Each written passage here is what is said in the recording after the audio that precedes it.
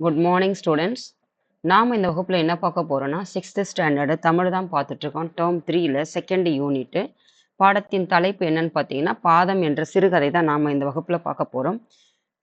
இந்த பாடம் முடிச்சதுக்கப்புறம் பார்த்தீங்கன்னா, நமக்கு இயல் 2 வந்து முடிஞ்சுது டேர்ம் 3ல். அதுக்கடுத்து வந்து டேர்ம் 3 பார்க்கலாம். இப்போ பாருங்க, நூல்வெளி பார்த்துட்டு அதுக்கப்புறம் பாடத்துக்குள்ள போவோம். நூல்வெளியில பாருங்க, எஸ் ராமகிருஷ்ணன் தற்கால தமிழ் எழுத்தாளர்களுள் குறிப்பிடத்தக்கவர். அப்போ தமிழ் எழுத்தாளர்களுள் குறிப்பிடத்தக்கவர் யாருன்னு பார்த்தீங்கன்னா, எஸ் ராமகிருஷ்ணன் தற்போது எழுதக்கூடிய எழுத்தாளர்கள். அதுக்கப்புறம் பார்த்தீங்கன்னா, அவருடைய படைப்புகள் பார்த்தீங்கன்னா, நாவல்கள், சிறுகதைகள், கட்டுரை தொகுப்புகள், சிறுவர் இலக்கியங்கள் என இவருடைய படைப்புகள் வந்து நீள்கின்றன அப்படின்றாங்க. அதாவது நாவல், இதுக்கு உங்களுக்கு ஒரு ஹோம்ஒர்க்குமா, நாவல்கள்னா என்ன, எந்த மாதிரி இருக்கும் நாவல்கள்னா, சிறுகதைகள்னா என்ன, கட்டுரை தொகுப்புகள்னா என்ன, சிறுவர் இலக்கியங்கள்னா எந்த மாதிரி வந்துட்டு இது வந்துட்டு வித்தியாசப்படுத்துது அப்படின்ற என்னெல்லாம் வகைகள் அப்படின்றத இதை கொஞ்சம் பாருங்கம்மா.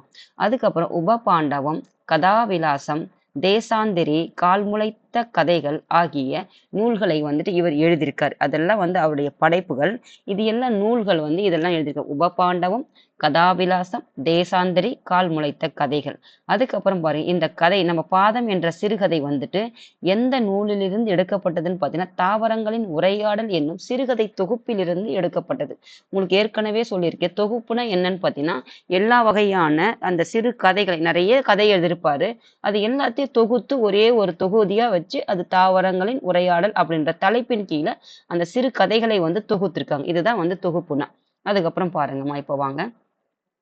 ஒரு சிறுகதை, அதாவது கதை கதை சொல்றது தான் இது. இந்த எந்த மாதிரி இந்த கதை வந்து, இந்த கதையோட தீம் என்ன சொல்லுது, மெயினா என்ன சொல்லுது அப்படின்னு அன்னைக்கே நம்ம படிச்ச ஒரு நாடக வடிவில் அதை உங்களுக்கு கதையா எழுத சொல்லிருந்தோம்.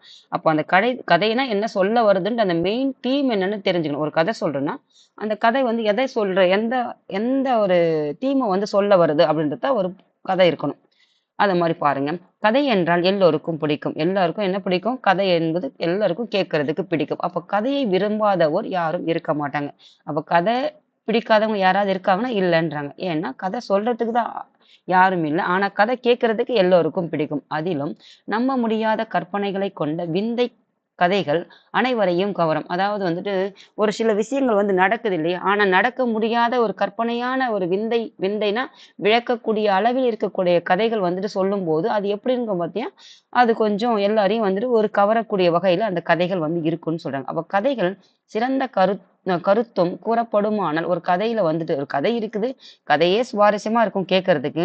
ஆனால் அதுல ஒரு சிறந்த கருத்து வந்து ஒரு கதையில வந்து கூறப்படுமானால், அது சர்க்கரை பந்தலில் தேன்மழை பொழிந்தது போல சுவையாக இருக்கும். ஏற்கனவே சர்க்கரை எப்படி இருக்கும்? சுவையா இருக்கும். அதன் சர்க்கரை கூட இன்னும் தேன் கலந்தா எப்படி ஒரு சுவை கொடுக்குமோ, அந்த மாதிரி தான் கதை கேட்கவே சுவையாக இருக்கும். ஆனால் ஒரு கதை வந்துட்டு அது சிறந்த கருத்தை வந்து சொல்லக்கூடிய கதையாக இருந்தால், அது சர்க்கரை பந்தலில் தேன்மழை பொழிந்தது போல மேலும் அதனுடைய சுவை வந்துட்டு கூடுதலாக இருக்கும்னு சொல்றாங்க. அப்போ அப்படிப்பட்ட ஒரு கதையை படிப்போமா அப்படின்றத கேட்குறாங்க. வாங்க. கதை யாராவதுக்கு பிள்ளைங்கள்லாம் வந்து கதையை வந்துட்டு வீட்டில் யார் இருக்காங்களோ கதையெல்லாம் கேளுங்கம்மா. இந்த ஃபோனெல்லாம் யூஸ் பண்ணுறதை தவிர்த்துட்டு கொஞ்சம் கதைகள் எல்லாம் பிள்ளைங்களுக்கு சொல்லி கொடுங்க. படிக்க சொல்லுங்க. கதை புத்தகங்கள் நல்ல சின்ன சின்ன சிறுவர் மலர்கள்லாம் இருக்கும் இல்லையா? அதெல்லாம் படிங்க. இப்போதுலேருந்தே கதைகள்லாம் சொல்லிக் கொடுங்க. அந்த கதைகளுடைய பண்புகள்லாம் கேட்டு தெரிஞ்சுக்கிட்டோம். கதை படிக்கிறது இது ஒரு விஷயம் உங்க சொல்ல வேணும். அதாவது டீச்சர்ஸே பார்த்தீங்கன்னா, இது ஸ்கூல் பிள்ளைங்களுக்கு எடுக்கப்பட்ட ஒரு கதை. ஏன்னா, குழந்தைகள் வந்துட்டு கற்றலில் வந்துட்டு கொஞ்சம் கதை வடிவமாகவோ, விளையாட்டின் மூலமாகவோ அவங்களுடைய அந்த மனதில பதிய வைக்கக்கூடிய ஒரு ஒரு ஒரு ஒரு முக்கியமான கருத்த சொல்றதுக்காக தான் கதை வடிவிலே ஒரு கதையே குடுத்துருக்காங்க. ஒரு நல்ல கருத்து உள்ள கதைகளை தான் பாடங்களுக்கு குடுத்துருக்காங்க. ஆனா, இது உன்னோட சிலபஸ்க்கு இது வந்து பாடத்துக்கு பரீட்சைக்கு வராது. அதனால இந்த கதையே சொல்லலன்னா, அந்த குழந்தைக்கு அந்த கதையோடைய எங்கருந்து அந்த குழந்தைங்களுக்கு அந்த வாழ்க்கையில பின்பற்றுவாங்கன்னு பாருங்க. இப்படி இருந்தா என்ன செய்யறது? இதுக்கெல்லாம் கல்வின்னு பெயரு. பாருங்க. என்றைக்கும் போல் தியேட்டர் வாசலில் உட்கார்ந்திருந்தார் காலணி தைக்கும் மாறி. அப்ப காலணி தைக்கிற ஒரு பேர் என்னன்னு பார்த்தீங்கன்னா மாறி. அந்த மாறி, அதாவது காலணி என்பது என்னன்னு பார்த்தீங்கன்னா செருப்பு தைக்கக்கூடியவங்க தான் காலணி. அப்போ எங்க தியேட்டர் எங்கன்னு பார்த்தீங்கன்னா, இப்ப பார்க்குற நம்ம சினிமா தியேட்டர் வாசல்ல வந்து உட்கார்ந்திருக்காரு. காலையிலே தொடங்கிய மழை இடைவிடாது தனது அரூப விரல்களால் நகரெங்கும் எதையோ தேடுவது போல் படர்ந்து கொண்டிருந்தது. காலையிலேயே மழை பொழிய தொடங்கிடுச்சான். எந்த மாதிரின்னு பார்த்தீங்கன்னா, இந்த விரல்கள் இருக்குது இல்லையா? அந்த அரூப விரல்களால் நகரெங்கும் எதையோ தேடுவது போல. இப்போ மழை துளிகள் இப்படி விழுந்துட்டே இருக்குமா? அது எப்படி இருக்கு? விரல்கள் போல இருக்குது இல்லையா? அது அது மண்ண தொடுறது. அது மண்ண தொடுறது எப்படி இருக்குன்னு பார்த்தீங்கன்னா, நகரமெங்கும் எதையோ தேடுவது போல் இருக்குதாம் அந்த விரல்களால. அப்படின்றத மழைக்கு வந்துட்டு ஒரு உதாரணமா குடுக்குறாங்க.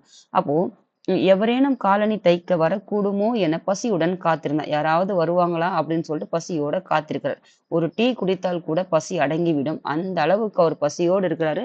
யாராவது ஒரு காலணி ஏனும் தைத்தால் அவருடைய பசி அடங்கிடும் அப்படின்ற மாதிரி ஒரு டீ குடிச்சா கூட என்ன ஆயிடும்? அவருடைய பசி வந்து அடங்கிடும். அதனால தான் உங்களுக்கு சொன்னேன். அதாவது பசி என்று அதாவது புலி நல்லா வந்து சாப்பிட்டுட்டு புலி ஏப்பத்தோட இருக்கிறவங்களுக்கு நீங்க உணவு குடுக்கிறத விட, யாரோ ஒருவர் கடும் பசியில இருப்பாங்க இல்லையா? அவங்களுக்கு ஒரு டீயோ, ஒரு பன்னோ வாங்கி குடுக்குறது, அதை விட சிறந்த அறம் வேற எதுவுமே இல்ல. அதனால இந்த மாரி சின்ன சின்ன ஆ உணவு வந்துட்டு யாருக்காவது ஒருவர் பசியோடு கையேந்தி நிக்கிறாங்கன்னா, அவங்களுக்கு வாங்கி குடுங்கம்மா. அப்ப பாருங்க, அதற்கும் ரூ. 1 வேண்டி இருக்கிறதே என்ற யோசனை தோணும். அப்ப அதற்கும் என்ன தேவை? ரூ. 1 தேவை. டீ வாங்குறதுக்காவது. அப்ப என்ன இல்ல அவர்கிட்ட அது கூட இல்ல. அதற்காக என்ன செய்றாருன்னா, யாராவது காலணி தைக்க வருவாங்களான்னு காத்துட்டு இருக்காரு. அப்படியே தோன்றியது. வழுக்க பெய்ய துவங்கியது மழை. அப்ப இன்னும் வலுவாயிடுச்சு. அதிக மழை ஏற்கனவே மழை அதிகமா இருக்கு.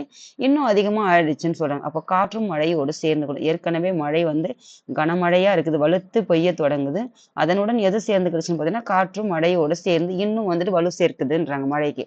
அப்போ அந்த நீண்ட தெருவில் எவரும் இல்லை. அவரும் ஒரு மரமும் 8 பழைய செருப்புகளும் தவிர. அந்த தெருவுல யாருமே கிடையாது. யார் இருக்காங்க? அந்த செருப்பு தைக்கக்கூடிய தொழிலாளி இருக்காரு. மாரி என்பவர். அதுக்கப்புறம் ஒரு மரம் இருந்து அந்த மரத்தின் கீழ தான் உட்கார்ந்துட்டு இருக்காரு.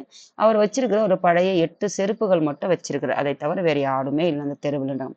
சினிமா தியேட்டரின் குறுகிய வலப்புற சந்தில் இருந்து குடை இல்லாமல் நனைந்தபடி வெளிப்பட்ட சிறுமி ஒருத்தி ஒரு மீனைப் போல சுழன்று அவள் அருகில் வந்து தனது இடக்கையில் வைத்திருந்த காலணி ஒன்றை குனிந்து தரையிலிட்டு தைத்து வைக்கும்படி சொல்லிவிட்டு அவர் நிமிர்ந்து அவளை பார்க்கும் முன்பு தெருவில் ஓடி அடுத்த வளைவின் சுவர்களை கடந்து சென்றாள் அப்படின்னாங்க பாருங்க. சினிமா அந்த வலது புறத்தில் சந்துல ஒரு குடை இல்லாமல் ஒரு பெண் வந்து ஓடி வரா. எப்படி ஓடி வரான்னு பார்த்தீங்கன்னா, ஒரு தண்ணீல மீன் போட்டா எப்படி இருக்கும்? அந்த மாதிரி அந்த மழை நீர்ல ஒரு மீனைப் போல சுழன்று வந்து இடது கையில் வைத்திருந்த காலணி ஒன்றை குனிந்து தரையிலிட்டு கொடுக்கிறாள். அதாவது நீங்க செருப்பு தைக்கிறவங்க கிட்ட என்ன செய்யணும்? செருப்பு தைக்க போனா கையில் எடுத்து தான் செருப்பை கொடுக்கணும். அப்படியே தூக்கி காலை வச்சு நீட்டி கழட்டி எல்லாம் கொடுக்கக்கூடாது. அதாவது என்ன சொல்லியிருக்காங்க? அவருக்கு வந்து அவர் செய்யக்கூடிய தொழிலே தெய்வம். அப்படி ஒரு மதிக்கிறாங்க. எல்லாருக்கும் அனைவருக்கும் எப்படி இருக்கும்னா, அவங்கவங்க செய்யக்கூடிய தொழில் வந்துட்டு விரும்பி ஒரு அதாவது அதுதான் செய்வாங்க. அதுதான் தெய்வத்திற்கு சமமா சொல்லுவாங்க. அப்போ அது என்ன செய்யணும்னா, அத ஒரு மரியாதை நம்ம எப்படி குடுக்கணும்னா, கையில எடுத்து தான் குடுக்கணும். பாருங்க, குனிந்து தரையிலிட்டு எடுத்து குடுக்குறா. அப்ப தைத்து வைக்கும்படி சொல்லிட்டு, அவர் நிமிர்ந்து பார்க்கறதுக்கு முன்னாடி அவ கடந்து போயிட்டான்னு சொல்றாங்க. அப்போ அந்த காலணி எந்த நிறத்தில் இருந்து பார்த்தீங்கன்னா, இளம் சிவப்பு நிறத்தில் இருந்தது. வழக்கமான சிறுமிகளின் காலணி போல் அல்லாது, வெல்வெட் தைத்து பூவேலை கொண்ட காலணியாக இருந்தது. அந்த காலணி எப்படின்னா செருப்பு. அது எந்த கலர்ல இருந்ததுன்னு பார்த்தீங்கன்னா, சிவப்பு கலர்ல இருந்து என்ன சிவப்புன்னு பார்த்தீங்கன்னா, இளம் சிவப்பு கலர்ல இருந்தது. மற்ற சிறுமிகள் அணிவது போல அல்லாமல், ஒரு வெல்வெட் துணி பார்த்திருப்பீங்களா? வெல்வெட் பூச்சி கூட இருக்கும் பாருங்க. வெல்வெட் அந்த மாதிரி வெல்வெட் நிறத்துல வெல்வெட் துணியில ஒரு பூ வேலை கொண்ட காலணியாக அந்த செருப்பு வந்து இருந்ததுன்றாங்க. அப்போ அந்த காலனியின் சிறுமியின் பாத வாசனை படிந்திருந்தது. அப்போ அந்த காலனியில அந்த செருப்புல என்ன இருந்ததுன்னு பாத்தீங்கன்னா, அந்த சிறுமி அணிஞ்சிருப்பா இல்லையா? அப்போ அவளுடைய அந்த கால் வாசனை வந்துட்டு படிந்திருந்தது அந்த காலனியில. அப்போ ஏதோ ஒரு பெரிய ஒரு பெயரிடப்படாத நறுமணம் இருந்தது. அப்போ ஒரு மனத்துக்கு வந்து நிறைய மனங்கள் வந்து நம்ம அது முகந்து பார்க்கும்போது அந்த வாசனை வந்து தெரியும் இல்லையா? ஆனால் அவளுடைய பாத வாசனைன்னு தெரியுது. அது எந்த மாதிரி ஒரு வாசனை குடுக்குதுன்ட்டு அவருக்கு சொல்லத் தெரியல. அந்த மாதிரி அந்த நறுமணம் வந்து அந்த அந்த காலனில இருக்குதுன்னு சொல்றாரு. அப்ப கிழிசலை தைத்து வைத்துக்கொண்டு காத்திருந்தார். அந்த கிழிஞ்சு போனதை தச்சு வச்சுட்டு அவர் காத்துக்கிட்டு இருக்காரு. இப்போதே குடிக்கப் போகும் டீயின் ருசி நாக்கில் துளிர் விட்டது. ஆமா, எப்படி இருக்குதோ? அவர் இப்போ செருப்பு தைச்சாச்சு. குடுத்துட்டு போனவங்க வந்து வாங்கிட்டு போவாங்க இல்லையா? வாங்கிட்டு போகும்போது என்ன செய்வாங்க? காசு குடுப்பாங்க. அந்த காசு குடுத்தா அவர் பசியோடு இருக்கிறதுனால அந்த டீ குடிக்கிறத இந்த சுவை வந்து என்ன செய்யுது? நாக்குல வந்து துளிர் விடுதுன்னு சொல்றாங்க. அந்த அளவுக்கு கடும் பசி. அதுக்கப்புறம் காற்றும் மழையும் தீவிரமாக சுழன்றன. இன்னும் காற்றும் மழையும் என்ன ஆயிடுச்சு? அதிகமாயிடுச்சு. பின் மதியம் அஃது ஓய்ந்து போது ஒளி திவலைகள் ஆங்காங்கே தெரிய துவங்கியது. அப்போ மழையே ஓஞ்சிடுச்சு. மழை போயிட்டு வெயில் வரும் இல்லையா? நீங்க பார்க்கணும். இந்த மழை ஓய்ஞ்சதுக்கு அப்புறம் வெயில் வந்துச்சுன்னா, அதுல என்ன வந்து தோன்றும்னு பாருங்கம்மா. இது உங்களுக்கு ஹோம்வொர்க். அப்போ அங்கங்கே தெரிய துவங்கியது. அந்த சிறுமிக்காக காத்திருந்த மாரி நிச்சயம் ஒரு ரூ. 2 கிடைக்கும். எத்தன ரூபாய்? ரூ. 2 கொடுக்கும். மாலை வரை அந்த சிறுமி வரவில்லை. காத்திருந்தாரு. வந்தாங்கன்னா ரூ. 2 கிடைக்கும்னு சொல்லிட்டு எதிர்பார்த்துட்டு இருக்காரு. ஆனா, அவ மாலை வரைக்கும் வரவே இல்ல. ஆனால் மீண்டும் மழையும் வந்துருச்சு. பின்பு இரவு 2ஆம் ஆட்டம் சினிமா வரை மரத்தடியில் காத்துக் கொண்டது. அதாவது செகண்ட் ஷோன்னு சொல்றோம் இல்லையா நம்ம? அந்த சினிமாக்கு போகும்போது செகண்ட் ஷோ, ஃபர்ஸ்ட் ஷோ அப்படின்னு சொல்றோம் இல்லையா? அந்த மாதிரி வந்து 2வது ஆட்டமே சினிமா வந்துட்டு ஆரம்பமாக போகுது. ஆனா, மரத்தடியில அவர் காத்துக்கிட்டு இருக்காரு. அவள் வரவில்லை. மழைக்கு பயந்து வீட்டிலேயே இருக்கக்கூடும் என நினைத்துக்கொண்டு காலணியை தன்னுடன் எடுத்துக்கொண்டு வீடு போய் சேர்ந்தாரு. அவரு வீட்டுக்கு போயிட்டாரு. அந்த மழையில வரலையோ என்னவோன்னு நினைச்சுக்கிட்டு, அதனால அது என்ன செய்றாரு? வீட்டுக்கு திரும்ப எடுத்துட்டு போயிட்டாரு. அடுத்த நாள் காலையில் மழை இல்ல. நல்ல வெயில். அப்ப மழை வந்து மறுநாள் காலையில இல்ல. நல்ல வெயில் அடிக்குது. கடைக்கு வந்துட்டாரு. அப்போ இளம் சிவப்பான அந்த காலணியை எடுத்து மீண்டும் ஒரு முறை நன்றாக துடைத்து தனது நீல நிற விரிப்பில் வைத்துவிட்டு மற்ற வேலைகளில் ஈடுபட துவங்கினார். அப்போ வந்துட்டாரு கடைக்கு. கடைக்கு திறந்ததும் அவருடைய கடையில இருக்கிற அந்த துணியை போட்டுட்டு தான் மத்த அந்த அந்த பொருட்கள் தைக்கக்கூடிய அந்த சாமான்லாம் எடுத்து மேல வைப்பாங்க. அந்த மாதிரி வந்துட்டு விரிப்புல வச்சுட்டு அவர் வேலைகள்ல ஈடுபட துவங்கிட்டாருன்றாங்க மறுநாள். அன்றும் அந்த சிறுமி வரவே இல்லை. மறந்து விட்டாளா? இல்லை யாரிடம் கொடுத்தோம் என்று தெரியாமல் அலைகிறாளா தெரியலையே தெரியவில்லையே என்றபடி இரவில் அதை வீட்டிற்கு எடுத்து போனார். அப்ப மறுநாள் வரலையே, ஒருவேளை எங்க குடுத்தோன்னே தெரியலையே மறந்துட்டாளோ அப்படின்னு சொல்லிட்டு, இல்ல எங்க தான் குடுத்தோன்னு தெரியாம விட்டுட்டாளோ அப்படின்னு சொல்லிட்டு அவர் யோசிச்சுட்டு மறுபடியும் என்ன செய்றாரு?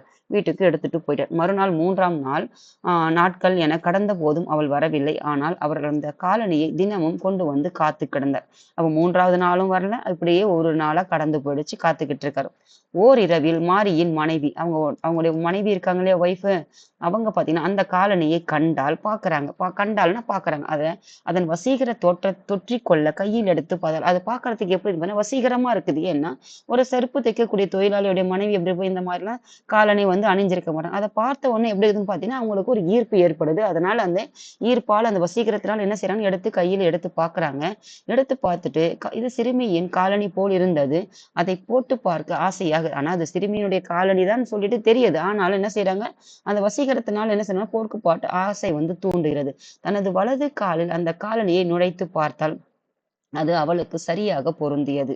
அப்போ சிறுமியின் காலணி பார்த்தீங்கன்னா, அவளுக்கு பொருந்துகிறதே என்றவள் மற்றொரு காலணியை தேடி பையை கொட்டினாள். அவர் பை கொண்டு வந்தார் இல்லையா? அந்த பையில இன்னொரு காலணி இருக்குது. ஏன்னா, அவ காலுக்கு அது சரியாக பொருந்ததுனால இன்னொன்னு தேடுறா. அப்ப சப்தம் கேட்டு மாறி கோபமாக உள்ளே வந்தபோது மனைவியின் வலக்காலில் இருந்த சிவப்பு காலணியை கண்டார். அப்போ சத்தம் கேட்டு அந்த பையை கொட்டுற சத்தம் கேட்டுட்டு அவரு வராரு. வந்து மனைவியினுடைய வலது காலில அந்த செருப்பு போட்டிருந்தத பார்க்குறாரு.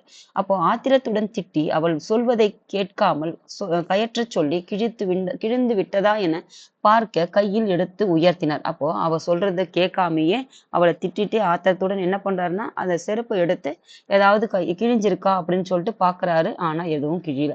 சிறுமியின் காலணி இவளுக்கு தைத்தது போல சரியாக இருக்கிறதே என்று விழப்புடன் ஒரு ஒற்றை காலணி என பிடுங்கி பையில் போட்டு கட்ட முயன்றார். அப்போ அது சிறுமியுடைய காலணி செப்பல். அப்ப எது எப்படி இவளுக்கு பொருந்தது? இவ பெரியவங்க. அப்ப எப்படின்னு சொல்லிட்டு அவருக்கு ஆச்சரியமாக இருக்குது. அதுக்கப்புறம் பிடுங்கி என்ன செய்றாரு? பையில போட்டு கட்ட முயன்றார். அவள் முணுமுணுத்தபடி பின் வாசலுக்கு போய்விட்டாள். அப்படியே முணுமுணுத்து சொல்லிட்டு என்ன செய்றாங்க? என்ன வேணான்னு சொன்னதுனால முணுமுணுப்போட்டு போயிட்டாங்கன்னு சொல்றாங்க. அப்ப காலனி அவருக்குள்ளும் ஆசையை தூண்டியது. போட்டு பார்க்கலாம் என. அப்போ அவருக்கு என்ன ஆகுதுன்னா, அது தன் மனைவிக்கு ஒரு சிறுமியுடைய காலனி பொருந்ததுனால அவருக்கு என்ன ஆகுதுன்னு பார்த்தீங்கன்னா, ஒரு ஆசையை வந்து தூண்டுது. தானும் வந்து போட்டு பார்க்கணும்னு சொல்லிட்டு. தன் வலக்காலை சிறிய காலணியில் நுழைந்தபோது அது தனக்கும் சரியாக பொருந்துவதைக் காண விசித்திரமா இருந்தது. எப்படி பார்த்தீங்கன்னா, ஒரு விசித்திரமா இருந்தது அந்த காலணி. தனக்கு ஒரு ஆணுக்கும், பெண்ணுக்கும் வந்து பார்த்தீங்கன்னா, கால் வந்து வேறுபடும். அப்படி இருக்கும் பட்சத்திலயும், அது ஒரு சிறுமியினுடைய காலணி. அப்படி இருந்தாலும் தனக்கும் பொருந்ததுனால அவருக்கு எப்படின்னா, ஒரு ஆச்சரியமா, ஒரு விசித்திரமா இருக்குதே இது அப்படின்னு சொல்லிட்டு அவரு நினைக்கிறாரு. அப்ப 2 வேறுபட்ட அளவுள்ள கால்களுக்கு எப்படி ஒரே காலணி பொருந்தது? அப்போ ஆணுக்கானது கால் அளவு வேறு, பெண்ணுக்கான கால் அந்த அமைப்பே வேறுபட்டிருக்குது இல்லையா? எப்படி வந்து 2 பேருக்கும் பொருந்தது அப்படின்னு சொல்லிட்டு அவருக்கு ஆச்சரியமாக இருக்குது. அவரால் யோசிக்க முடியவில்லை. எப்படியோ உரியவரிடம் அதை ஒப்படைத்து விட வேண்டியது என தனது வேலை என என்றபடியில் பையில் போட்டு கொண்டார். அதுக்கப்புறம் அதெல்லாம் யோசிக்கிற முடியல அதனால என்ன அப்படின்னு சொல்லிட்டு, ஆனா என்ன செய்றாரு, தன்னுடைய பையில போட்டுக்கிட்டு யார்கிட்ட வந்து குடுத்தாங்களோ, அவங்க கிட்ட இத ஒப்படைச்சணும் அப்படின்னு சொல்லிட்டு பையில போட்டு வச்சுக்கிறார். மறுநாள் பார்த்தீங்கன்னா, பகலில் உடன் தொழில் செய்யும் நபரிடம் அந்த காலணியின் விசித்திரம் பற்றி சொல்ல, அவர் தன் வலக்காலை பொருத்தி பார்த்தார். அப்போ அவர் கூட தொழில் செய்வாங்க இல்லையா பக்கத்துல, அவர்கிட்ட அந்த காலணி அந்த செருப்பினுடைய விசித்திரம், அதனுடைய அந்த விசித்திரம் என்னது ஒரு ஒரு விசித்திரம்னா அது அபூர்வம் தானே! ஒரு நடக்காதது தானே! அது எல்லாருக்கும் பொருந்ததுன்னா ஒரு குழந்தையோட அது விசித்திரமான செயல் தானே! அப்போ அத வந்து அவங்க கிட்ட சொல்லும்போது, அவரும் என்ன செய்றார்ன்னு தன் காலை பொருத்தி பார்க்கிறார். அப்போ அவருக்கும் அது சரியாக பொருந்தும். இந்த செய்தி நகரெங்கும் பரவியது. அந்த காலணியை போட்டு பார்க்க ஆசை கொண்ட பலர் தினமும் வந்து அணிந்து தமக்கும் சரியாக உள்ளதை எண்ணி அதிசயித்து போயினர். அப்போ ஒரு குழந்தையோடைய காலணி எல்லாருக்கும் அது பொருந்தது. அப்ப எல்லாருக்கும் அது ஆச்சரியத்தா இருக்குது. ஒரு குழந்தையோட காலணி. ஏன்னா பாதம் வந்து ஒவ்வொருத்தருக்கும் வேறுபட்டிருக்கும். அது எல்லோருக்கும் பொருந்ததுனால அது அதிசயமா இருக்குதுன்ட்டு பார்க்குறாங்க. அப்ப அந்த காலனி 1 வயது முதல் குழந்தை முதல் வயசாளி வரை எல்லோருக்கும் பொருந்துவதாக இருந்தது. அதை காலில் அணிந்தவுடன் மேக துணுக்குக்குள் காலடியில் பரவுவது போலவும், பனி மிருது படர்வது போலவும் இருப்பதாக பலர் கூறினர். அவர் வராது போன காலனிக்கு உரிய சிறுமியை நினைத்துக் கொண்டார். அதாவது எல்லாரும் வராங்க, போடுறாங்க. 1 வயசு குழந்தைலேருந்து பெரியவங்க வரைக்கும் போட்டு பார்க்குறாங்க. எல்லாருக்கும் அது பொருந்தது. அவங்க ஒரு சிலர் என்ன சொல்றாங்கன்னா, அது போட்ட உடனே எங்களுடைய காலடியில என்ன பண்ணும்னா, மேக துணுக்குகள் வந்து பரவுற மாரியும், பனியினுடைய மிருது வந்துட்டு அந்த பனி படர்வு இருக்குதுல்ல, அது வந்து எங்கள் கால்ல வந்து படர்ற மாதிரியும் இருக்குது. அப்படின்ற உணர்வெல்லாம் எங்களுக்கு தெரியுதுன்னு சொல்லிட்டு ஒரு சிலர் வந்து சொல்றது. ஆனா அவருடைய கவலை என்னன்னு பார்த்தீங்கன்னா, வராது போன அந்த காலனியை உரிய சிறுமி வந்துட்டு நினைச்சுக்கிட்டே இருக்கிறார் வரலையேன்னு சொல்லிட்டு. அப்ப கோடை காலமும் பிறந்திருந்தது. கோடைக்காலம், மழைக்காலம் போயிட்டு கோடைக்காலமே வந்துருச்சு. அப்ப கிட்டத்தட்ட எவ்வளவு நாட்கள் ஆயிருக்கும்னு பாருங்க. அப்ப எண்ணற்ற சிறுமிகளும், பெண்களும், ஆண்களும் அந்த விந்தை காலணியை அணிந்து பார்த்து போயினர். அது வந்து எல்லாரும் என்ன பண்றாங்க? காலணிய பயன்படுத்திட்டு போட்டு பார்த்துட்டு போறாங்க. அது விந்தையா இருக்குது எல்லாருக்கும். அதை அணிந்து பார்க்க அவர்களே பணமும் தரவும் தொடங்கினர். எல்லாரும் என்ன செய்றாங்க? அதுக்கப்புறம் அவங்களா பணத்த குடுக்கவும் ஆரம்பிச்சுட்டாங்க. தினசரியாக பணம் பெருகிக் கொண்டே போனது. இப்படியா எல்லாரும் போட்டு பார்க்க வந்தவங்க எல்லாம் காசு குடுக்க அவருக்கு வந்து என்ன ஆயிடுச்சு பார்த்தீங்கன்னா, பணம் வந்துட்டு பெருகிடுச்சுன்னு சொல்றாங்க. அப்போ வருடங்களும் புரண்டு ஓடிச்சு. வருட காலமும் போயிடுச்சு. அந்த அந்த பணத்தின் மூலம் அவர் 2 பசு வாங்கினார். அந்த பசுவின் மூலம் நல்ல பால் கறக்கக்கூடிய பசுமாடு, அதெல்லாம் மூலம் என்ன ஆச்சுன்னு பார்த்தீங்கன்னா, அவர் வீடும் கட்டிக்கொண்டார். வீடு கட்டிக்கொண்டார். வாழ்வின் நிலை உயர்ந்து கொண்டே போனது. இப்போது அந்த சிறுமி வரக்கூடும் என்று பலர் முகத்தின் ஊடேயும் அவளை தேடிக் கொண்டனர். எல்லாரும் வராங்க, போறாங்க, செருப்பு போட்டு பார்க்குறாங்க. அப்படி ஏறாவது அந்த சிறுமியா இருக்குமோன்னு சொல்லிட்டு, அந்த கூட்டத்தில அந்த சிறுமியை பத்தி தேடுறாரு. ஆனா, அவ வரல. அவர் அவர் அவர் வருவதற்கு முன்பாகவே காலையில் பலர் மரத்தடியில் அவருக்காக காத்து அப்போ அவர் வர்றதுக்கு முன்னாடியே என்ன செய்றாங்கன்னா, அந்த செருப்ப போட்டு பார்க்கறதுக்கு எல்லாரும் அந்த மரத்தடியில வந்து நிக்கிறாங்க. அணிந்து பார்ப்பார்கள். முகத்தில் ஒரு சந்தோஷம் பேரிடம் கலைந்து போவார்கள். அப்போ எல்லாரும் இவர் வர்றதுக்கு முன்னாடியே மரத்தடியில வந்துருவாங்க. வந்த உடனே செருப்பு போட்டு பார்ப்பாங்க. முகத்துல வந்து சந்தோஷமா இருக்கும். அப்படியே செருப்பு போட்டு பார்த்துட்டு எல்லாரும் ஒவ்வொருத்தரா கலைந்தும் போயிடுவாங்க. இப்படியாக மாரியின் 30 வருடம் கடந்துச்சு. இப்படி எத்தன வருஷம் போயிருச்சுன்னா 30 வருடங்கள் கடந்துருச்சுனாம். அப்ப அந்த வருடம் மழைக்காலம் உரத்து பெய்தது. அப்ப அந்த வருடம் பார்த்தீங்கன்னா, எப்படின்னா மழைக்காலம் அதிகமா இருந்தாம். ஓரிரவில் காலனியோடு வீடு திரும்பும்போது அதை திருட முனைந்த இருவர் தடியால் தாக்க பலமிழந்த கத்தி விழுந்தார். அப்ப அந்த செருப்ப திருடுறதுக்கு ஏன்னா அது காசு சம்பாதிச்சு குடுக்குது இல்லையா? அதனால அத திருட வராங்க. எப்போ நல்ல மழை காலத்துல ஒரு மழை அதிகமா இருக்கும்போது. அதனால அவர் என்ன செய்றாருன்னு பார்த்தீங்கன்னா, தாக்கும்போது பலமிழந்து கீழே விழுந்துறாரு. யாரோ அவரை காப்பாற்றினார்கள். காலனி திருடு போகவில்லை என்று மட்டும் தெரிஞ்சுக்கிட்டாரு. ஆனால் தலையில் பட்ட அடி அவரை பலவீனம் அடையச் செய்தது. அப்போ அவரு கீழ விழுந்ததுல யாரோ ஒருத்தர் தூக்கி காப்பாத்துறாங்க. ஆனா செருப்பு எதுவும் திருடு போகல. ஆனா தலையில வந்து அடி அதிகமா பட்டதுனால அவர் கொஞ்சம் பலவீனம் அடைஞ்சுட்டாரு. வீட்டை விட்டு வெளியேறி நடக்க முடியாத அப்ப அந்த பலவீனத்தினால என்ன ஆயிடுச்சுன்னு பார்த்தீங்கன்னா, அவர் வீட்டை விட்டு வெளியே போக முடியாத ஒரு சூழ்நிலைக்கு போயிட்டாரு. அதுக்கப்புறம் அந்த சிறுமிக்காக அவர் மனம் காத்துக்கொண்டே இருந்தது. பாருங்க. அந்த சிறுமியால இவருக்கு வந்து வாழ்க்கை வந்து உயர்வு ஏற்பட்டது. ஆனாலும் அந்த சிறுமி கிட்ட அந்த செருப்பு வந்து குடுக்காது. அவருக்கு எப்படி இருந்தது?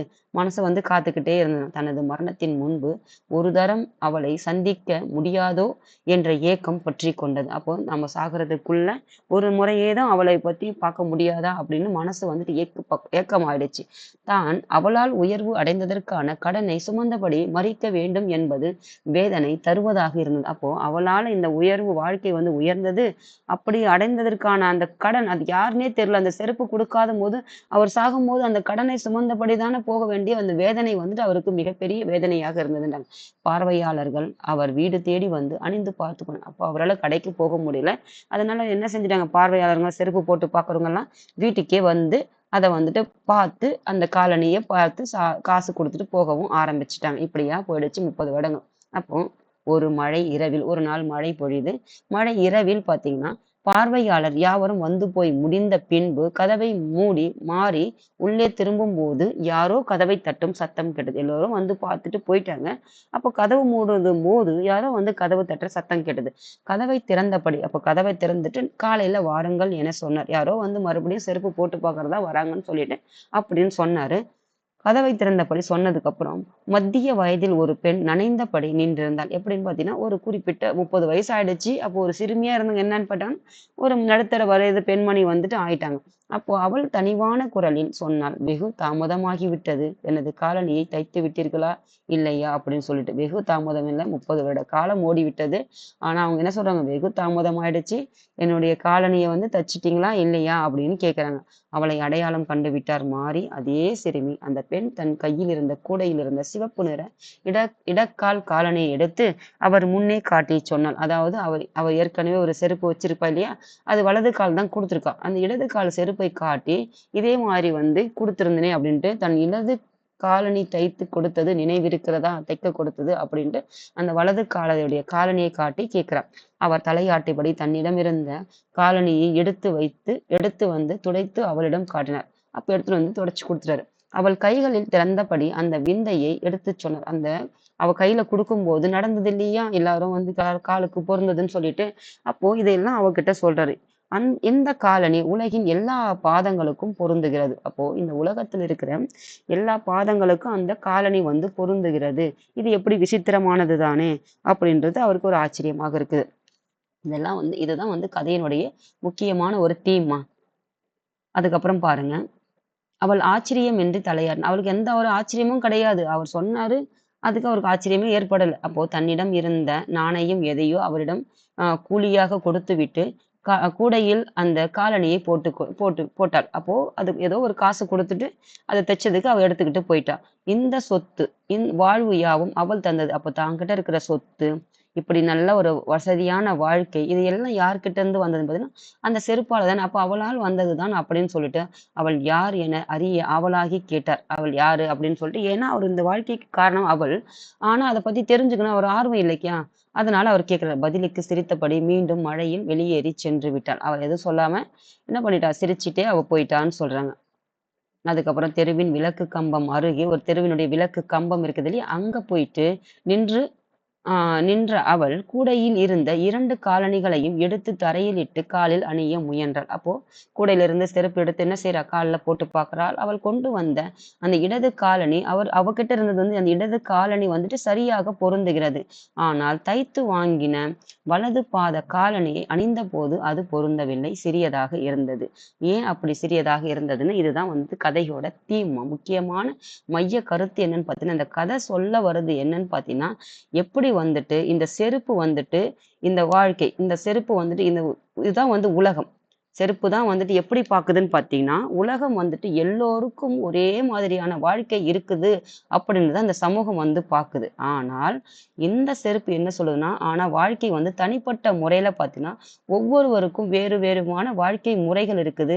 அதாவது ஏற்றத்தாழ்வுகள் இருக்குது. அதனால தான் இந்த செருப்பு வந்து அவளுக்கு ஒத்து போகல. ஒண்ணும் இல்ல, ஒரு சிம்பிளா நீங்க ஒரு கடைக்கு போறீங்கம்மா. இப்ப கடைக்கு போறீங்கன்னா, ஒரு செருப்பு எடுத்து காட்ட சொல்றாங்க.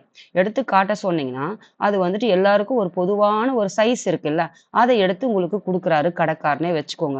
அது எல்லாருக்கும் பொருந்துது. எல்லா சிறுவர்களுக்கும் பொருந்தும். ஆனால் தன் காலுக்கு பொருந்தலன்னா, அது உனக்கு பொருந்தல தானே! அதுதான் இந்த கதையோட தீம். அப்ப எல்லாருக்கும் பொருந்துதுன்றதுனால தனக்கும் பொருந்தாது. ஏன்னா, உலகம் வந்து எப்படி பாக்குதுன்னா, இந்த வாழ்க்கை வந்துட்டு செருப்பு மாதிரி எல்லாருக்கும் சமமா ஒரே மாதிரி கண்ணோட்டத்துல தான் பாக்குது. ஆனால் அவரவர்கள் வாழ்க்கைக்குரிய வாழ்க்கை முறை பார்த்தீங்கன்னா, எளிமையா இருக்கும், நேர்மையா இருப்பாங்க. அதுக்கப்புறம் பார்த்தீங்கன்னா, ஒரு வ எ வறுமையில இருப்பாங்க. எத்தனையோ இருக்கு சூழல்ல இருப்பாங்க. அப்போ அவங்களுடைய சூழல் தகுந்த மாரி தான் ஒவ்வொருத்தருடைய வாழ்க்கை முறை வேறுபட்டிருக்கும். அதுதான் இந்த செருப்பினுடைய தீம். இந்த பாதம் என்ற சிறுகதையினுடைய தீம் என்னன்னு பார்த்தீங்கன்னா, இதுதான். எல்லாருக்கும் வாழ்க்கை என்பது பொதுவானது தான். ஆனால் தனிப்பட்ட முறையில ஒவ்வொருத்தருடைய வாழ்க்கையினுடைய வாழ்க்கை முறைகள் எப்படி இருக்குது, அந்த கால சூழ்நிலைகள் எப்படி இருக்குது, மாறுபட்டிருக்குதா?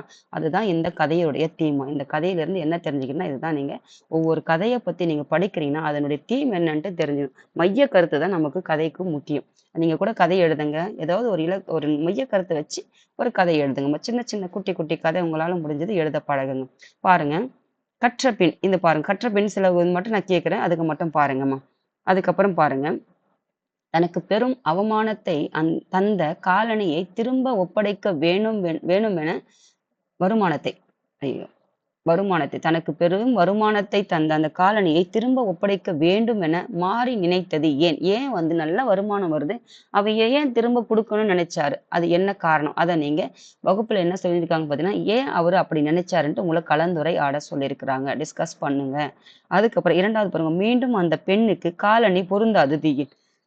அப்போ இந்த கதையோட ஏன் வந்து அதனுடைய தீம் என்னன்றது தான் உங்களுடைய கேள்வி. அப்ப ஏன் வந்து பொருந்தல? எல்லாருக்கும் பொருந்துச்சு. அப்ப அவளுக்கு ஏன் பொருந்தல? வாழ்க்கை என்பது எல்லோருக்கும் ஒரே மாரியானதான் வாழ்க்கை. வாழறது எல்லாருக்கும். ஆனால் அவரவர் தனிப்பட்ட முறையில எப்படி இருக்கும்? வாழ்க்கை சூழல் வந்துட்டு வேறு மாதிரி இருக்கும். அப்ப மாரிக்கு கிடைத்தது போன்ற காலனி, அந்த மாதிரி ஒரு விசித்திரமான செருப்பு உங்களுக்கு கிடைத்தால் நீங்கள் என்ன செய்வீர்கள்? உங்க வகுப்பில் சக மாணவர்களுடன் உரையாட சொல்லியிருக்கிறாங்க. பாதம் என்னும் கதையின் மூலம் நீங்கள் அறிந்து கொண்ட மைய கருத்து என்ன? இந்த கதையின் மூலம் நீங்க தெரிந்துகிட்ட கருத்து என்ன? இதெல்லாம் நீங்க கற்றபின் நிற்கிறது. அதுக்கு அப்புறம் அதன் வழியில நடக்கிறது. இதனுடைய இது பொருள். இதெல்லாம் நம்ம பெயர்ச்சொல்லாம் இந்த பெயர்ச்சொல் வந்து பார்த்தீங்கன்னாமா, உங்களுக்கு அது கொஞ்சம் வாய்ஸ் வந்துட்டு கொஞ்சம் குறைவா இருந்தது. நான் கவனிக்காம விட்டுட்டேன் அது. மறுபடியும் உங்களுக்கு வேணும்னா சொல்லுங்க. கொஞ்சம் நல்லா சத்தமா கொஞ்சம் எடுக்கிற மாரி வாய்ஸ் மைக் செக் பண்ணிட்டு உங்களுக்கு போடுறேன் நானு. அது வாய்ஸ் சரியா கேட்கல நானு. அப்படி ஏதாவது தேவைன்னா சொல்லுங்க. இல்ல அதே பார்க்கறதா இருந்தாலும் பாருங்கம்மா. இப்ப பாருங்க. கற்பவை கற்றபின். இப்போ நம்ம படிச்சோம் இல்லையா அந்த கிராமரு? கீழ்காணும் பத்தியை படித்து அதில் இடம்பெற்றுள்ள இடுகுறி மற்றும் காரண பெயர்களை அறிந்து எழுதுக. நம்ம இடுகுறி பெயர்னா என்ன சொன்னோம்? பார்த்த உடனே இடுறது, பெயர் இடுறது. அப்படி ஞாபகம் வச்சுக்கோங்க. பார்த்த உடனே பெயர் இடுறது இடுகுறி. ஒரு பறக்கிறதுனால ஏதோ ஒரு காரணம் கருதி அதனுடைய சிறப்பை கருதி வைக்கிறது தான் வந்துட்டு காரண பெயர். ஒரு காரணத்துக்காக வைக்கிறது காரண பெயர். பார்த்த உடனே வைக்கிறது தான் படிச்சோம். அப்போ இந்த பத்தியில இருக்கிறது எது வந்துட்டு இடுகுறி பெயர், எது வந்து காரண பெயர்னு படிங்க. பாருங்க. அதுக்கப்புறம் பார்த்தீங்கன்னா, மொழியை ஆள்வோம். மொழின்னா நம்ம என்ன மொழி? நம்ம படிச்ச இந்த தமிழ் மொழியை ஆள்வோம். எப்படி வந்துட்டு நம்ம தமிழ்ல அப்படியே புகுந்து விளையாடணும்னு சொல்லுவாங்க இல்லையா? அதுதான் இது. அப்போ நீங்க எப்படியெல்லாம் நீங்க தமிழ் மொழியில வந்துட்டு உங்கள வளர்த்துக்கிறது தான் இதனுடைய ஒரு பயிற்சி. கேட்கணும்னா கேட்கணும். என்னென்ன கேட்கணும்? தத்துவ பாடல் ஒன்றை கேட்டு மகிழ்க. வாழ்க்கைக்கு தத்துவ பாடல்கள் நிறைய இருக்கு இல்லையா? அந்த தத்துவ பாடல்கள்லாம் கேட்டு என்ன செய்ய சொல்லியிருக்காங்க? உங்கள மகிழ சொல்லியிருக்கிறாங்க. அதுக்கப்புறம் 2வது பாருங்க. பேசணும். எத பத்தி பேசணும்னா, உங்கள் பகுதிகளில் செயல்படும் தொண்டு நிறுவனங்கள். அதாவது வந்து தொண்டு நிறுவனங்கள்லாம் இருக்கு இல்லையா? ஒரு சேவை செய்ய மனப்பான்மையோட கொண்ட நிறுவனங்கள். அத பத்தி பேச சொல்லியிருக்காங்க. அப்ப இதெல்லாம் பேசுங்க. நல்ல நல்ல வாழ்க்கைக்கான தத்துவங்கள் எல்லாம் சொல்லக்கூடிய பாடல்களை வந்து கேட்க சொல்லியிருக்காங்க. அத கேட்டு மகிழுங்கன்னு சொன்னாங்க. படித்து மகிழ்க. இதனுடைய பாடல் வந்து ஒண்ணு குடுத்திருக்காங்க ஒரு கவிதை. இது வந்து யாருன்னு பார்த்தீங்கன்னா, முத்தரையனார். இவர் வந்து மலேசிய நாட்டு கவிஞர். தமிழ் தமிழ் கவிஞர். மலேசிய நாட்டு தமிழ் கவிஞர். இந்த பாடல படிச்சு உங்கள என்ன செய்வாங்க? படித்து மகிழ சொல்லியிருக்கிறாங்க. அத மகிழ்ச்சியா படிச்சு பாருங்க. என்ன உங்களுக்கு பொருள் உணர்த்துதுன்னு பாருங்க. அதுக்கப்புறம் பாருங்க, குறிப்புகளை கொண்டு கதை எழுதுக. இப்போ இங்க குடுத்துருக்காங்க சின்ன சின்ன குறிப்பு. கீவேர்ட்ஸ் தான் குடுத்துருக்காங்க. அதுல என்ன செய்யணும்னு பார்த்தீங்கன்னா, இதுல இந்த நாய்க்குட்டி என்பது உங்களுக்கு நாய்க்குட்டி வீட்ல நாய்க்குட்டி இருக்கும். அப்ப அந்த நாய்க்குட்டி உங்களுக்கு எப்படியெல்லாம் பிடிக்கும்? அது என்னெல்லாம் செய்வீங்க? அது அப்படின்றது ஒரு நாய்க்குட்டிய வச்சு ஒரு கதை எழுதுங்க. அது என்ன செய்யுதுன்னு பார்த்தீங்கன்னா, ஒரு குழிக்குள் அப்படின்றது ஒரு கீவேர்ட் குடுத்துருக்காங்க. அதுக்கப்புறம் கத்தும், சத்தம், அதுக்கப்புறம் முகிலன், அதுக்கப்புறம் முதலுதவி, அதுக்கப்புறம் பால், தூங்கியது, வாலாட்டியது. அப்போ நாய்க்குட்டி அத குடுத்து, அது ஒரு குழிக்குள் விழுந்துருச்சு. அந்த மாரி நீங்க என்ன செய்யணும்? உங்களால அந்த கதைய வந்துட்டு உருவாக்க சொல்லியிருக்கிறாங்க, ஒரு கதை வடிவில. அதுக்கப்புறம் பார்த்தீங்கன்னா, அகராதியை பயன்படுத்தி பொருள் எழுதுக. அகராதினா இந்த நம்ம படிக்கிறோம் இல்லையா? தமிழுக்கும், இங்கிலீஷ்க்கும் டிக்ஷனரி, அதிலிருந்து தமிழுக்கு தமிழ் டிக்ஷனரி இருக்குது இல்லையா? அப்போ கருணைன்னா என்னன்னு பார்க்கணும். நம்ம பேசக்கூடியதுக்கும், நம்ம எழுதக்கூடியதுக்கும் அதாவது வித்தியாசம் இருக்குது இல்லையா? அப்போ கருணைன்னா என்னன்னு பார்க்கணும். அதுக்கப்புறம் பாருங்க, அச்சம்னா என்னன்னு பாருங்க. ஆசைன்னா என்னன்னு பாருங்க. இதெல்லாம் வந்து உங்கள தேடி பொருள் எழுத சொல்லியிருக்கிறாங்கம்மா. அதுக்கப்புறம் இது பாருங்க. கீழ்காணும் பெயர் சொற்களை அகர வரிசையில் எழுதுங்க. இங்கெல்லாம் பெயர் சொற்கள் இருக்குது. பூனை என்பது ஒரு பெயர் சொல், தையல் என்பது ஒரு பெயர் சொல், தேனீ என்பது பெயர் சொல், ஓணான், மான், வௌவால், கிளி, மாணவன், மனிதன், ஆசிரியர், பழம். அப்போ அகர வரிசை என்ன? ஆ அப்படி வருதா? ஆன்றது அதாவது குறில் நெடில் சவுண்ட் வருதா அகர ஆன்ற எழுத்து வந்துட்டு அதாவது உயிர் எழுத்துக்கள்ல அப்போ ஆக்கு எதுக்கே வரும்னு பார்க்கணும். அப்போ அகர வரிசை பத்தி கா வருதா அந்த மாதிரி எழுத்துக்களை சொற்களை வந்துட்டு வரிசைப்படுத்தி அந்த அடிப்படையில எழுத சொல்லியிருக்கிறாங்க. அதுக்கப்புறம் பாருங்க பின்வரும் தொடர்களில் அடிக்கோடிட்ட சொற்களை எவ்வகை பெயர்கள் என எழுதுக. இந்த கீழே அண்டர்லைன் பண்ணியிருக்கிற வார்த்தைக்கு மட்டும் எந்த மாதிரி வந்து இது எந்த வகை பெயர் சொல், அதாவது பெயர் சொல் எத்தனை வகைப்படும், 6 வகைப்படும் படிச்சோம். அப்போ அந்த 6 வகையில எந்த வகையை சார்ந்தது இந்த கைகள், அதுக்கப்புறம் அடைதல், தெருவில், பாரதியார், மாலை, அன்பு, இதெல்லாம் வந்து எந்தெந்த வகை பெயர் சொற்களை குறிக்குதுன்றதுதான் இங்க கேள்விமா. அதுக்கப்புறம் பாருங்க பின்வரும் தொடர்களில் உள்ள பெயர் சொற்களை எவ்வகை பெயர்கள், இதெல்லாம் பெயர் சொற்கள் இருக்குது இந்த தொடர்ல. இதுல எது வந்துட்டு எந்த வகை பெயர் சொல், 6 வகையான பெயர் சொல்ல எந்த வகை பெயர் சொல் வந்து இந்த ஒரு சென்டென்ஸ்ல இருக்குதுன்ட்டு உங்களுக்கு எழுத சொல்லியிருக்காங்க. தேடி பார்த்து எழுதுங்கம்மா, கண்டுபிடிங்க. அதுக்கப்புறம் கீழ்காணும் தலைப்பை கட்டுரை வந்து எழுத சொல்லுவாங்க. எந்த மாதிரி கட்டுரைன்னு பார்த்தீங்கன்னா அறம் செய்ய விரும்பு. அறம்னா என்ன, இது யாருடைய ஆத்திச்சூடின்னு பாருங்க. அறம் செய்ய விரும்பு என்ற தலைப்புல ஒரு கட்டுரை வந்து எழுதுறாங்க. அப்போ அறம் செய்யறதுக்கு விரும்புற மாதிரி உங்களுக்கு என்னெல்லாம் உங்களுக்கு அறம் செய்யணும்னு தோணுதோ அதை வந்து ஒரு கட்டுரையை எழுதுங்கம்மா. கட்டங்களில் உள்ள வார்த்தைகளை கொண்டு ஒரு தொடர்களை அமைக்கும். இப்போ வெல்லும், வாரா, யாதும் ஊரே, கேளிர், நன்றும், பிறர் தர, தீதும், யாவரும், வாழ்மை, இப்படி இருக்குதா. இதை வச்சு நீங்க சொற்களை வந்து மாறி மாறி இருக்குது அதை இணைச்சு ஒரு சொற்றொடரை வந்துட்டு உருவாக்கணும். அது எத்தனை சொற்றொடர்கள் வருதுன்னு பாருங்க. அதுக்கப்புறம் பாருங்க சொற்றொடரை முறையாக வரிசைப்படுத்தும். அப்போ கீழே மேல வந்துட்டு மாறி மாறி இருக்குது. அதை நம்ம என்ன செய்யணும் பார்த்தீங்கன்னா எது வந்துட்டு ஆர்டரா முதல்ல வருது, எது வந்து சென்டென்ஸ் வந்து 2வது வருது அப்படின்னு சொல்லிட்டு அதாவது எந்த நிகழ்ச்சி வந்து முதல்ல நடந்தது அதன் அடிப்படையில இதை வரிசைப்படுத்தி எழுத சொல்லியிருக்காங்க. பாருங்க சிறை கோட்டத்தை அறக்கோட்டமாக மாற்றுமாறு மன்னனிடம் வேண்டினார். மணிமேகலை மணி பல்லவ தீவிற்கு சென்றால், அதெல்லாம் அப்படி சிறைச்சாலைக்கு சென்று உணவிட்டால். இதை எப்படி நீங்க உங்களுக்கு அதாவது ஒரு ஆர்டரா எழுத சொல்றாங்க. ஒலி வேறுபாடறிந்து வாக்கியத்தில் அமைத்து எழுதுக. அதாவது ஒலினா என்னது சவுண்ட், அந்த ஒலினா என்ன படிச்சு நம்ம வெளிச்சம். அப்போ அறம் அறம் இது வந்துட்டு இந்த அறம் இந்த ரம்மும் இந்த ரம்மும் இது வந்து அதாவது வேறுபடுது இல்லையா இந்த ஒலி சவுண்டு. அதன் அடிப்படையில இது என்ன பொருள் கொடுக்குது, இது என்ன பொருள் கொடுக்குதுன்னு பாருங்கம்மா. அறம்னா என்னம்மா, நீங்க செய்யக்கூடிய அற செயல்கள் இது. இது வந்துட்டு அறம்னா என்னது, ஒரு கூர்மையான ஒரு ஷார்ப்பானது, இதுதான் நீங்க பொருள். அப்ப என்னதுன்றது அது என்ன இது என்னன்னு தேடி பார்த்து எழுதுங்க. இது மனம், மனம்னா என்னது, இது எந்த மனம், இது எந்த மனம் அப்படின்ட்டு பாருங்க. எது மனம்னா என்னது, வாசனைன்னா என்னது, மனதுன்னா மனசுனா எதுன்னு பாருங்க. அதுக்கப்புறம் இதை பாருங்க. இரு பொருள் தருக. இரு பொருள்னா 6. 6 என்பது எடுத்துக்காட்டு கொடுத்துருவாங்க. 6 என்பது ஒரு நதியை குறிக்கிறதுக்கு ஆறுன்னு சொல்லுவோம். 6 என்பது ஒரு எண்ணை குறிக்க எண்ணையும் சொல்லுவோம். அப்போ அதே மாதிரி இங்க இரு பொருள் தர சொல்லியிருக்காங்க. எதுக்குன்னு பார்த்தீங்கன்னா திங்கள் என்பது எதை குறிக்கிறது, ஓடு என்பது எதை குறிக்குது, நகை என்பது எதை குறிக்குதுன்னு பாருங்க. புதிர் சொல் கண்டுபிடி. இங்க வந்து ஒரு புதிர் சொல் கொடுத்துருக்காங்க.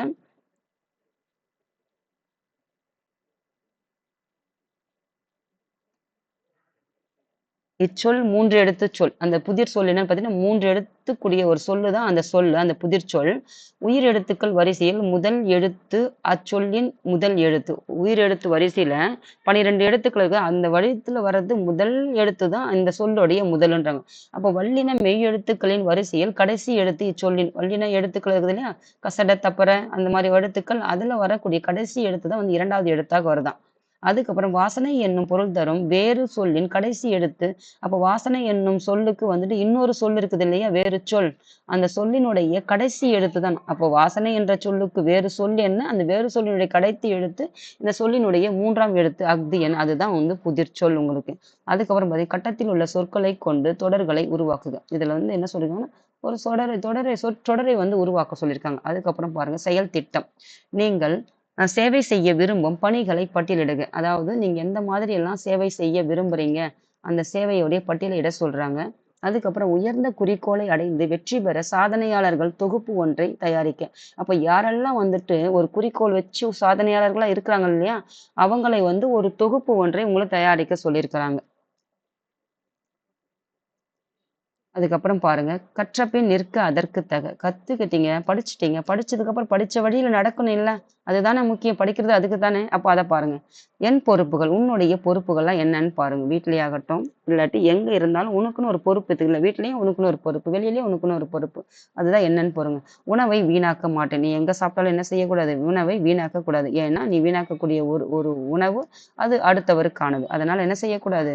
வீணாக்கக் கூடாது. 2வது பாருங்க, நீரை சிக்கனமாக பயன்படுத்துங்கள். ஆமா. தண்ணி என்ன செய்யக்கூடாது? அதாவது வீணாக வீணாக பயன்படுத்தக்கூடாது. அது சிக்கனமாக வீணடிக்கக் கூடாது. அதையும் பயன்படுத்தணும் சிக்கனமாக. ஏன்னா, அடுத்த தலைமுறையினருக்கு நீரையும் விட்டுச் செல்லணும். எப்படி வந்துட்டு இயற்கையும் பாதுகாக்கிறோமோ, இயற்கை சார்ந்தது தான் நீரும். அப்ப அந்த நீரையும் அடுத்த தலைமுறையினருக்கு விட்டுச் செல்லணும். இல்லன்னா என்ன செய்யணும் நாம? தண்ணியும் கிடைக்காம போயிடும். அதுக்கப்புறம் பாருங்க, பயணம் செய்யும்போது வேலை தேவைப்படுவோருக்கு எழுந்து இடம் தர வேண்டும். ஆமா. பயணம் செய்யும்போது நம்ம ஒரு பஸ்ல பயணம் பண்றோம். வயதுல மூத்தவங்க யாராவது இருக்கிறாங்கன்னா, அவங்களுக்கு என்ன செய்யணும்? எழுந்து நின்று இடம் தரணும்னு சொல்றாங்க. நம்ம என்ன சொல்றோம்?